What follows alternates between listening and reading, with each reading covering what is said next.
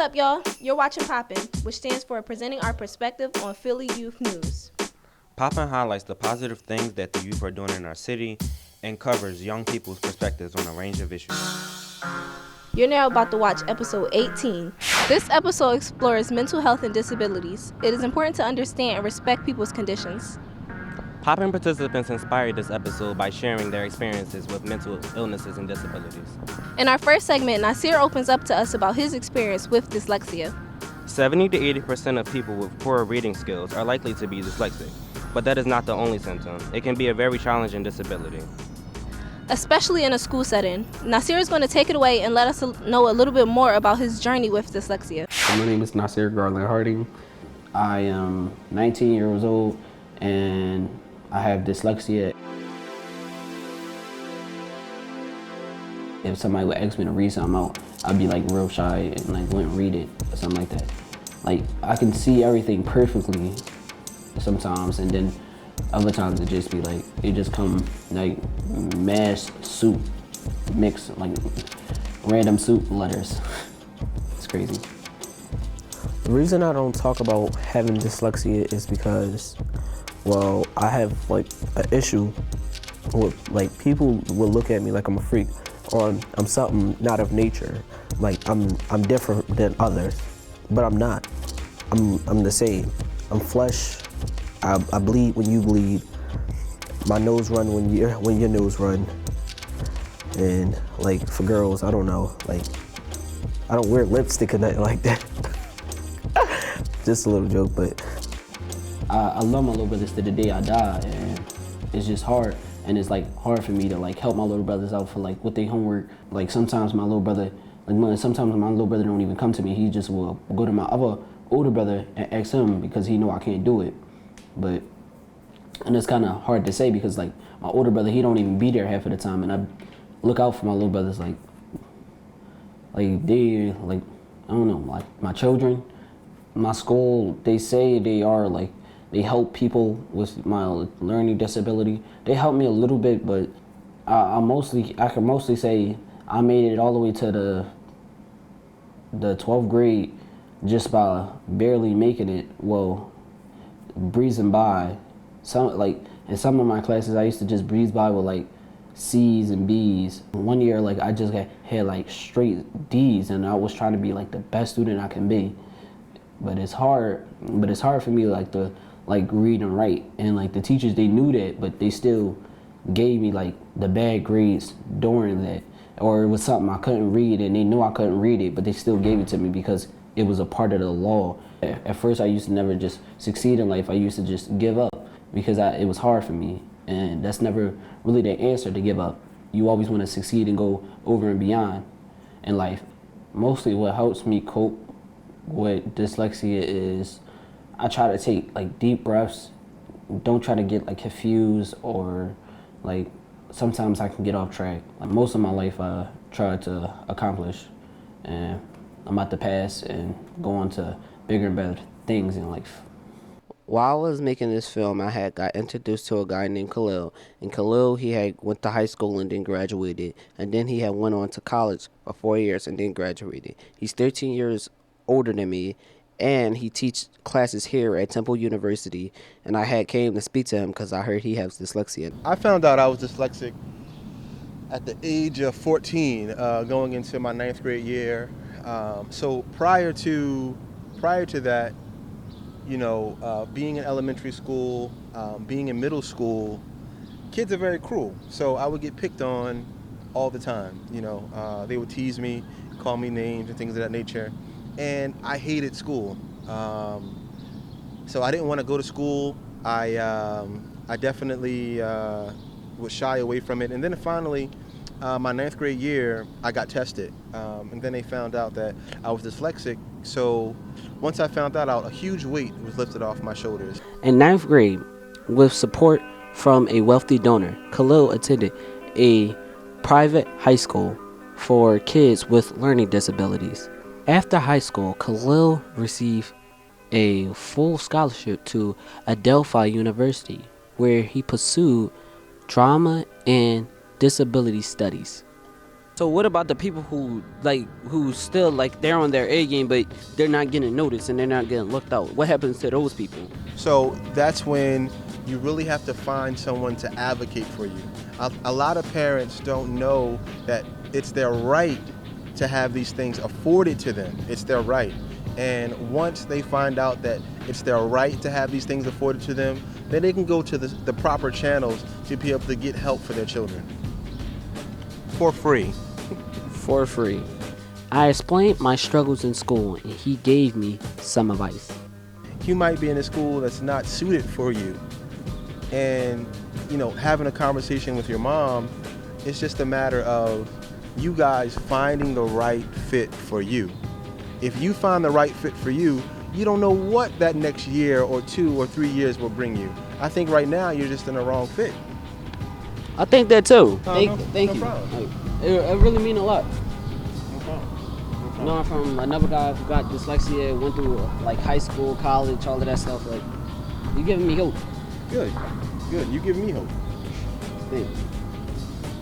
What I want people to know about like people who have dyslexia or learning disability, and you what I want y'all to know is like put down your pride, because your pride not gonna get you nowhere. Your pride just gonna get you to the streets.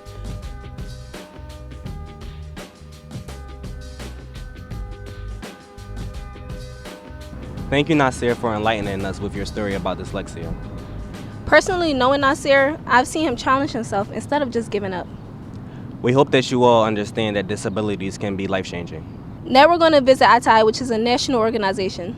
It has a chapter in Temple University. They pair elementary school students with college students that share similar disabilities. So let's see what's poppin'.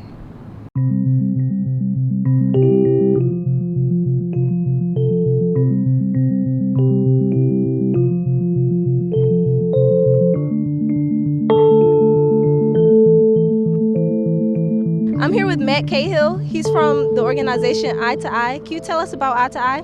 Sure, it's an art-based mentoring program that takes Temple University students with learning disabilities and ADHD, and they're paired up with a middle school student with a similar disorder. And through the weekly art projects, they learn about self-advocacy, their strengths, accommodations, things like that. Why did you join the program? I joined ItoI because I was really interested in getting involved with people who had learning disabilities or ADHD like myself, because I was never really a part of a community like that. I have ADHD, so I just sit and kind of do art projects with them and basically hang out and know that I've got the same thing and I'm the same, almost like twice your age. Growing up with ADHD was definitely hard because I wasn't diagnosed until my senior year of high school. Learning disabilities and differences aren't really talked about in the Black community, especially, so my parents didn't really understand it at first. What are some of the stigmas behind behind disabilities? People think that we cannot do the same thing as other people, which is completely wrong. I mean, as I said before, I just learn different. It's a different avenue that I need to learn, but I am successful, or even more successful than a lot of people who don't have a disability. So how does ItoI impact you through your everyday life? It's nice to know that there's other people like me that have the same learning disabilities or have to go through tutoring and put in like maybe a little bit of extra work just to get a good grade. There's a lot of impacts on it. First off, it provided a disability community on Temple's campus that hasn't been there before. It definitely made me feel a lot better about myself, and it made me realize that I'm not alone. And I think the impact that it had on the students was the same thing as well. They were able to meet people like them. What are some of your goals with this program and also personal goals? Well, for this program, I definitely wanted to see it expand and also expand in the Temple community. So I want people who don't have learning differences and ADHD to want to get involved and to come to some of our other events, like our Share Your Story event. We want to educate people and try to end the stigma that's attached to learning disabilities and ultimately all disabilities. And some of my personal goals, I definitely want to graduate college and hopefully one day work in the media industry. But I also want to do a lot of nonprofit and volunteer work with education and a lot of advocating for civil rights and things like that.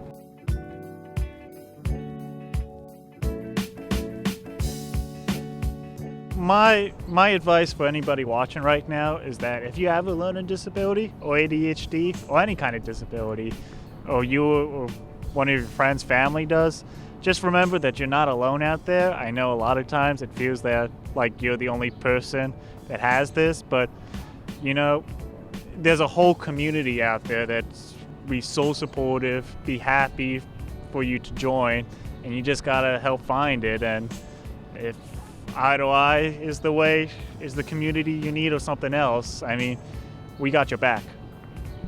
And that's what's poppin'.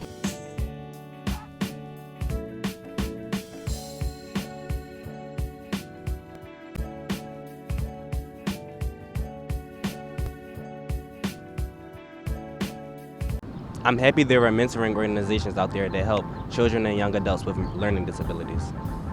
I hope that ItoI is able to expand to more schools and college campuses in Philadelphia.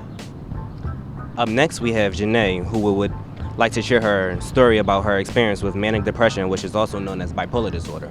Hey, how are you? You weren't here on Friday. We had a test, you missed it.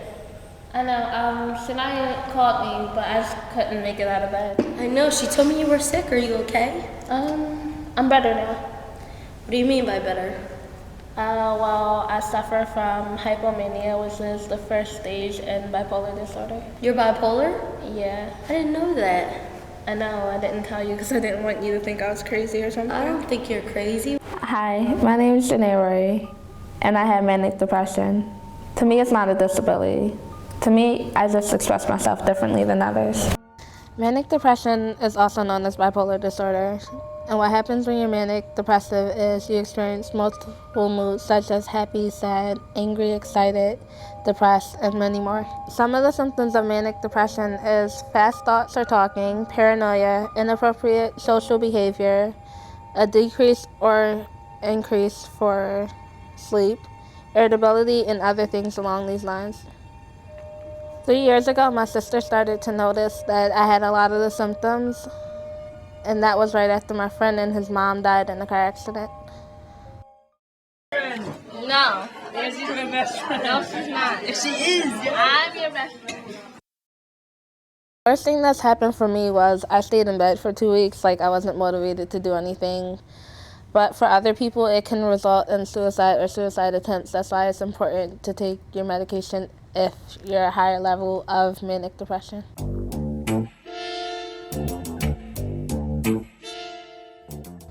First, it's very important to check your mood swings.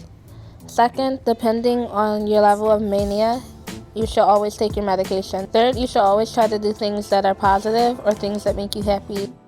The tricky part about being manic depressive is not knowing how you're going to wake up feeling. Some days you're going to wake up feeling incredible, and other days you may wake up wishing you hadn't. It's hard to get things accomplished when you have no motivation. The great part about being manic depressive is the passion and creativity you get when you're experiencing a high mood swing. I get inspired to write, to act, to dance, and try new things. It is such a great feeling inside, knowing that you can turn something so bad into something beautiful. Thanks, Janae, for sharing your experience. Thank you for bringing to light how we can be a better friend to someone who is experiencing depression. Now we're going to visit La Puerta Abierta. It is a program that improves access to quality mental health for some of the most vulnerable, undocumented Latino youth. Hi, I'm Janay from POPPYN, and I'm in the Kensington, Philadelphia area at La Puerta Abierta. Today I'm here to find out what type of work they do within the community. So let's go check it out.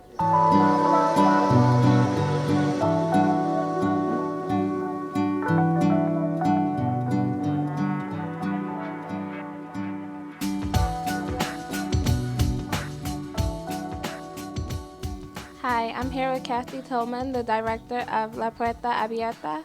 Could you tell us a little bit about your organization? We are a small grassroots nonprofit organization that seeks to improve access to quality mental health care for the Latino immigrant and refugee community, both here in the Philadelphia region, but also we work nationally and internationally as well. So we do this through training, collaboration, partnership building, and service. Hi, I'm here with Marcelo from La Puerta Abierta. Could you tell us a little bit about yourself, Marcelo? Yes, I'm from Guatemala. 4 years ago, I came to America, and when I came, like I had many problems when I was on my journey. Like so, I decided to talk with my social worker to find me like a counselor or somebody who I talk with, so I can like have like friends or I can hang out with. So then they find La Puerta Abierta, which is a great organization. So enjoying to be like to feel like a family. We know that quality mental health care, especially for folks who, for instance, don't have legal documentation and therefore access to services, is it's very limited. So we create a lot of different, as we say, portals to healing. We train clinically focused, bilingual social work interns, volunteers, family therapists, psychologists, who provide the care in the community. They know about us, they know how we feel when we came to this country. We left our families in our countries and stuff like that. So, we can we can't feel comfortable because we have to meet new people, we have to meet new friends, and that's not really easy in this country when you don't know English. What's something you learned here at La Puerta Abierta? I learned right here. Sometimes when I came here, I feel like lonely at home. Sometimes I wanna do something, but it's not good to do something to yourself. We need somebody to talk with somebody, to be happy with the people, to share some story or something funny or good. How do you keep the safety of your participants? Well, first of all, we follow all of the ethical guidelines in terms of the clinical care that we give. When I say clinical care, I mean mental health support or emotional support, which means protecting the privacy of their identity, their stories, their information. We are small but mighty. We do a lot of work. We get a lot done with very little. And we are able to do that because we have amazing partnerships and people that really believe in doing this kind of work. Would you recommend La Puerta Abierta to some of your friends or family members? Absolutely. It makes you feel better when you see people that are from the same country, when you see people that speak your language, when you see people that have the same adventure that you had. So it's really helpful. And that's what's poppy.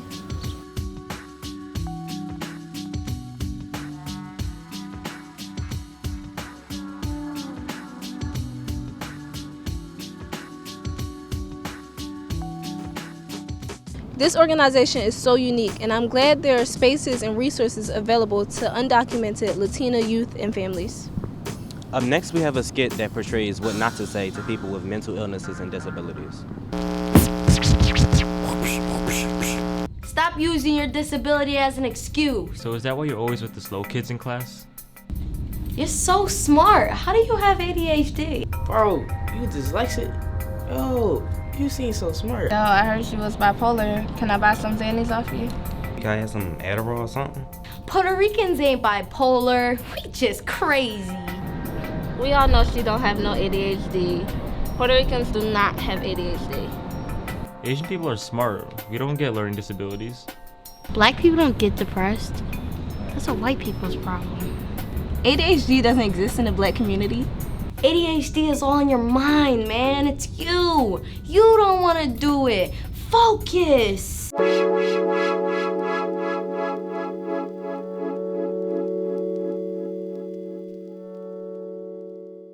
Watching that skit really inspired me and taught me to be better at my interactions with people with disabilities. I hope it inspires you too.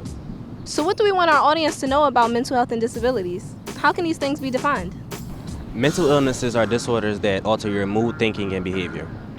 A disability is a physical and/or mental condition that limits a person's movements, senses, or activities. Even though they're different, they can impact people's lives in similar ways, and stigma or shame make things more difficult. People with disability or mental health challenges should be treated with dignity and respect, not shamed or pitied. This summer of 2015 marks the 25th anniversary of the Americans with Disabilities Act, ADA, when the United States committed itself to eliminating discrimination against people with disabilities. Our country has come a long way, but we still have to progress to make sure that everyone has access to quality education, jobs, housing, and basic human rights. Next, we're going to show you a program called Youth Health Empowerment Project, also known as Y-HEP. They have a drop-in center and a number of resources available to youth. They are conveniently located in downtown Philly at 1417 Locust. Nasir is going to take us there to learn more about it. Hi, my name is Nasir and this is POPPYN, and we're here at Y-HEP, a youth empowerment project. So let's go check it out.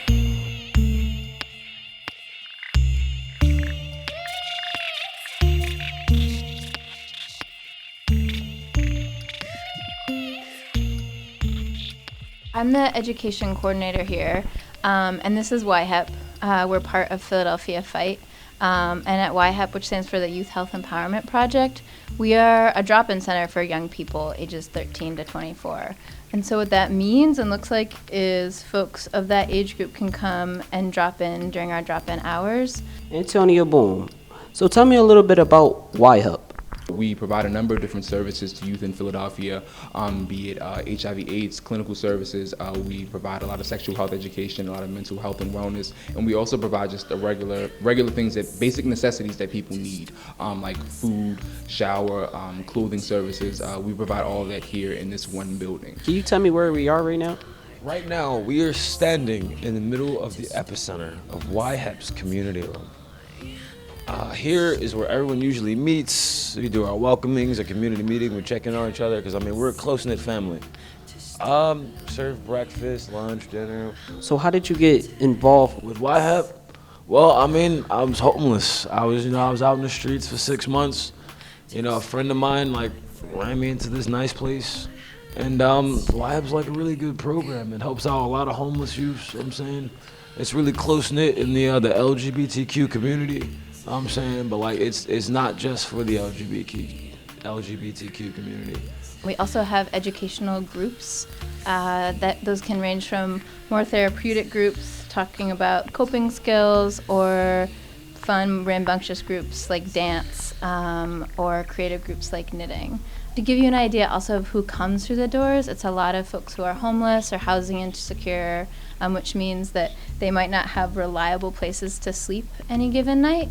A lot of the young people that we serve also have mental health issues.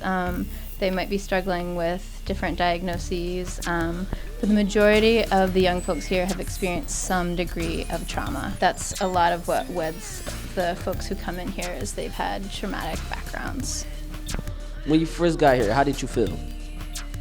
When I first got here, I was more shy. I didn't participate in a lot. But it's actually a cool place after you get to know everybody. Everybody's nice. They help you with a lot. They actually helped me get my ID. And now I'm in school. Back through here, we have a clothing closet where we get most of our donations, and we help a lot of the youths that come in and need to change of clothes for maybe, trying to get a job, which is basically stay hygienic, stay clean and healthy. Cliff! What's up? Oh, you got a camera on? This is Cliff, everybody. Hey, what's up? He's one of the facilitators for Y-HEP. Through the halls of Y-HEP.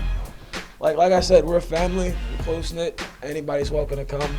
Monday nights, we have a trans group. It extends from 13 to 30. We try to build each other, try to build ourselves, build the community as well. The health center provides these services because it's an actual need for it. So many of our participants who come in, they don't have insurance, they don't have access to healthcare where people can understand some of the needs that they're going through. A lot of the people that we serve here, they identify as LGBT. So sometimes a young trans person who comes in, they might not feel necessarily comfortable going to their family doctor, because their doctor might not completely understand some of the issues that they're going through, or they might not be compassionate to their lifestyle. But here at Y-HEP, the medical professionals downstairs, they're completely open and honest and caring about a lot of the things that go on. So many of our participants, they come in just to say hi sometimes, and not even really to come in for a checkup, because the professionals who work here, they've built that kind of relationship where their patients feel comfortable just coming in and just talking about their everyday life. You come to Y-HEP, you get back on your feet, you know what I'm saying? You move forward, and then after that, you pay it forward, you know what I'm saying? You come back to Y-HEP, you help as many people as possible to come through here.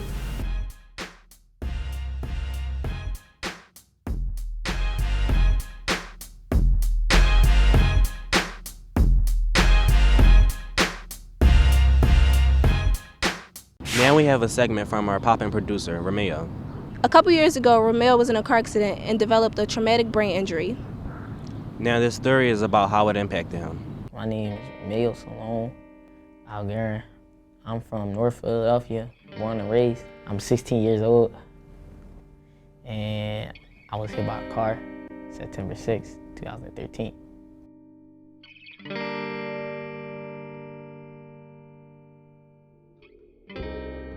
From what my mom told me, I was walking across the street on my way to school, about to catch the bus to Allegheny, and about to get on the train, and she told me I was hit by a car.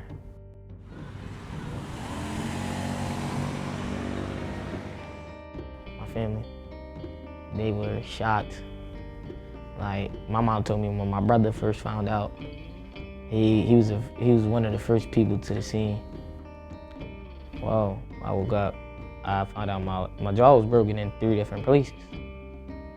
I never thought it would happen, and it was all on the left side. That's where I got hit, on the left side of my body.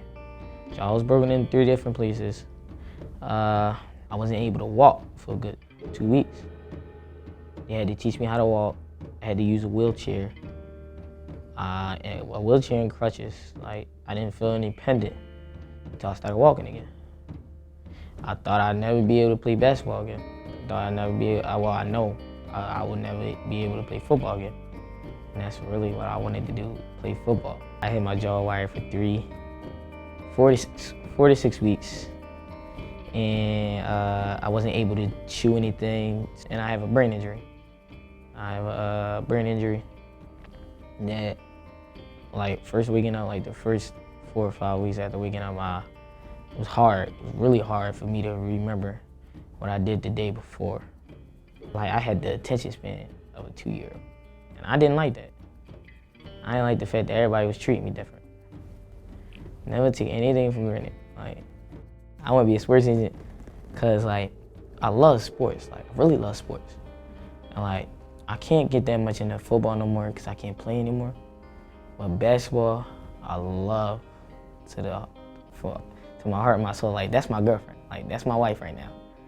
Like, I marry basketball. Like, ball is life. Like, it's not just a saying for me. The sky's the limit. Like, you see me. I was hit by a car. I was in a coma for 3.5 weeks. Now look at me. Got my hair fully grown. I can walk, talk, smile, and I can, most importantly, I'm alive. Make sure you pray to God every day. To know that, never take anything for granted. Know to thank Him, just to let Him know, like, that you love Him. Cause, like, He put you on this world He ain't put you on this world for nothing. Like, I realized from this experience, like, it was somewhere in His mind thinking that I have so much more potential that I could take away from this. So He woke me up. Because some people wouldn't wake up from this. Some people would stay asleep. Like, I just thank God. Praise Him. Now that wraps up our episode on youth, mental health, and disability. For those of you watching, we hope that you are better allies and are more aware of the issues. And for our Philly youth, if you struggle with mental health and disability, we hope that you utilize the resources we highlighted today. Please continue the conversation on Instagram, Twitter, and Facebook by following us. See you next time.